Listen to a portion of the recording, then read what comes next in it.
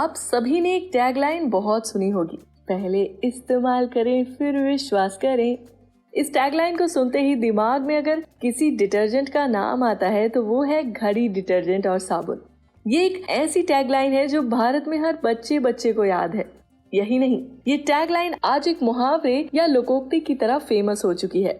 आपको जानकर खुशी होगी कि इसी टैगलाइन के साथ घड़ी डिटर्जेंट कंपनी की शुरुआत हुई थी। और यही नहीं, आज भी अमिताभ बच्चन और दिव्यांका त्रिपाठी इस प्रोडक्ट की एडवर्टीजमेंट लेकर टेलीविजन पर आते हैं तो लास्ट में उनके साथ टीवी देखने वाला व्यक्ति भी बोल उठता है कि पहले इस्तेमाल करें फिर विश्वास करें। पर क्या आप जानते हैं कि इस डिटर्जेंट और साबुन की शुरुआत कैसे हुई? कैसे इस कंपनी ने एक छोटी सी फैक्ट्री से शुरुआत करके आज अरबों का व्यापार कर डाला है। चलिए हम आपको बताते हैं कि कैसे घड़ी डिटर्जेंट की कामयाबी के पीछे छिपी है एक दिलचस्प कहानी। मगर वीडियो में आगे बढ़ने से पहले हमारी वीडियो को लाइक कर दीजिए, चैनल को सब्सक्राइब कर दीजिए और बेल आइकन को दबाना बिल्कुल भी ना भूलें। दोस्तों, आज आप जो इस अरबों की कंपनी को देख रहे हैं, एक समय ऐसा भी था जब इसकी शुरुआत बहुत छोटे स्तर से की गई थी। कानपुर शहर में रहने वाले मुरलीधर ज्ञानचंद ने और उनके छोटे भाई बिमल ज्ञानचंद जी ने अपनी मेहनत, धैर्य और लगन से इस छोटे व्यापार को साम्राज्य में बदला है और आज इस कंपनी की गिनती RSPL में होती है। घड़ी डिटर्जेंट की शुरुआत साल 1987 में कानपुर शहर के शास्त्री नगर में हुई थी। पहले RSPL का कोई प्रोडक्ट नहीं था, बल्कि एक छोटी सी फैक्ट्री में तैयार होने वाला एक डिटर्जेंट सरफेस का प्रोडक्ट हुआ करता था। दोनों भाइयों ने मिलकर फजलगंज फायर स्टेशन के पास डिटर्जेंट की एक छोटी सी फैक्ट्री खरीदी और उसका नाम रखा महादेव सोप इंडस्ट्री, जिसमें घड़ी साबुन बनाया गया। शुरुआती दौर में दोनों भाइयों ने पैदल और बाइसिकल से घर घर तक, मोहल्ले तक, दुकानों तक अपना सोप और प्रोडक्ट्स बेचना शुरू किया। अपनी मेहनत और लगन में उन्होंने कोई कमी नहीं छोड़ी, पर इस काम से उन्हें कोई खास कामयाबी नहीं मिली, या बिजनेस टर्म में कहा जाए तो बेनिफिट नहीं हुआ। रीजन उसका ये भी था कि उस समय सबकी पसंद निरमा थी। निरमा की कामयाबी का पैमाना चढ़ चुका था। हर घर में और लोगों की जुबान पर सिर्फ निरमा का ही नाम था। गुजरात के रहने वाले बिजनेसमैन करसन भाई पटेल ने बड़े संघर्ष से निरमा वॉशिंग पाउडर की शुरुआत की थी और निरमा को टक्कर देने के लिए यूनिलीवर ने भी अपना सस्ता डिटर्जेंट व्हील मार्केट में उतारा। ऐसे में घड़ी डिटर्जेंट का कामयाब होना आसान नहीं था। सच कहा जाए तो उनके लिए मार्केट में उतरना किसी चुनौती से कम नहीं था, पर अपने धैर्य को नहीं छोड़ा और ऐसे दो दिग्गज कंपनियों के बीच उन दोनों भाइयों ने अपने प्रोडक्ट घड़ी डिटर्जेंट को बेचने की चुनौती को स्वीकार किया। निरमा वर्सेस यूनिलीवर के साथ घड़ी ने भी अपना मोर्चा संभाला और मार्केट में जा खड़ा हुआ।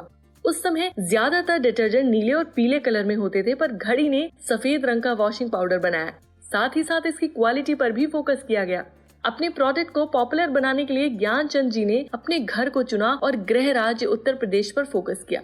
वैसे भी चाहे मार्केट के लिए हो या पॉलिटिक्स के लिए, उत्तर प्रदेश एक बड़ा राज्य है जहाँ से कोई भी शुरुआत खाली नहीं होती।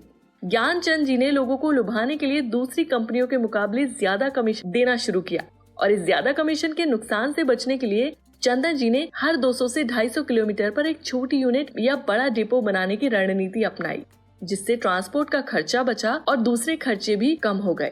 और देखते देखते एक समय ऐसा आया कि कानपुर के ज्यादातर घरों में घड़ी साबुन इस्तेमाल किया जाने लगा और उत्तर प्रदेश के मार्केट में अपनी धौंस इन्होंने जमा ली। इस तरह उत्तर भारत में घड़ी की बादशाहत की शुरुआत हो चली थी। कानपुर और उत्तर भारत में जम जाने के बाद चंदन जी ने इसे मध्य प्रदेश, छत्तीसगढ़, दिल्ली, बिहार, राजस्थान जैसे अन्य राज्यों में भी फैलाने का काम करना शुरू कर दिया और इस तरह उत्तर प्रदेश का किला फतेह करने के बाद घड़ी ने बहुत ही खामोशी के साथ पूरे देश में अपना परचम लहरा दिया। घड़ी के प्रचलित होते ही मुरली बाबू ने मार्केटिंग का नया दांव खेला और खुद ही इसका पंच लाइन तैयार किया, जो था पहले इस्तेमाल करें फिर विश्वास करें। इस तरह ये टैगलाइन चारों दिशाओं में फैल गई। ये टैगलाइन अपीलिंग तो थी ही, जो लोगों के बीच में बहुत पसंद की गई और इस तरह घड़ी डिटर्जेंट ने अपना विश्वास लोगों के बीच में कायम किया। 2005 में ज्ञानचंद जी ने अपने प्रोडक्ट का एकीकरण करने के लिए इस कंपनी का नाम बदलकर RSPL कर दिया। इस तरह RSPL कंपनी धीरे धीरे साबुन और डिटर्जेंट के साथ साथ dish wash bar, hand wash, toilet cleaner, expert ultra, detergent powder, Namaste India का दूध, घी, दही, मक्खन, paneer, Venus toilet soap, pro ease का सैनिटरी पैड, रेड चीफ के shoes, sandal, sport shoes, real estate के अलावा और भी न जाने कितने डोमेन्स में काम करने लगा और लोगों के बीच लोकप्रिय हो गया। इसकी लोकप्रियता का अंदाजा आप इस बात से लगा सकते हैं कि साल 2012 में डिटर्जेंट कंपनीज के बाजारी हिस्सेदारी के आंकड़ों में 17.4% के साथ घड़ी डिटर्जेंट पहले नंबर पर था। इस कंपनी का घड़ी डिटर्जेंट से रेड चीफ के जूतों तक पहुंचने का सफर आसान नहीं था और अब घड़ी ग्रुप इंडस्ट्री देश दुनिया की सबसे बड़ी कंपनीज में से एक है। राहुल ज्ञानचंद जी ने अपने एक इंटरव्यू में महिलाओं के जीवन को बेहतर बनाने के लिए कहा था कि RSPL में वो अपने कस्टमर्स की जरूरत को बखूबी समझते हैं और आज इस भाग दौड़ भरी जिंदगी में महिलाओं के पास भी उतना समय नहीं है, इसलिए अपने डिटर्जेंट के फॉर्मूला को वो बेहतर से बेहतर करेंगे ताकि कस्टमर्स के जीवन में वो वास्तविक एक बदलाव ला सके।